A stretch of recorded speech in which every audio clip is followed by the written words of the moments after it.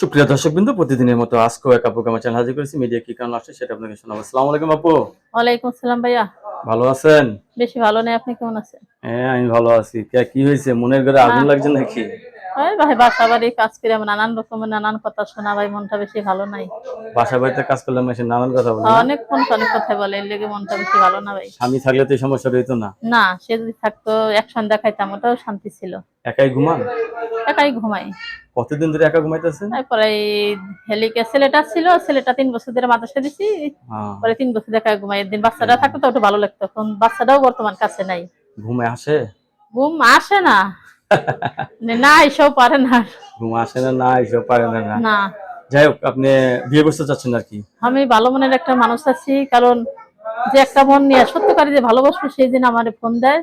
আর কারণ ওই যে ভালো না ফাঁকা ছেলের বাসবে জন্য ফোন দেওয়ার না, দরকার নেই। ফালতু ছেলেরা ফোন যে দিয়ে বললো বিয়ে করবে অবশ্যই বিয়ের সাথে বসবো। সে আপনাকে ফোন দিলে আপনি খুশি? হ্যাঁ, কারণ হাজার মানুষের ফোন দেওয়া ডিস্টার্ব করার আমার দরকার নেই। মানুষের মতো একজন মানুষ যিনি আমার জীবনে আসে,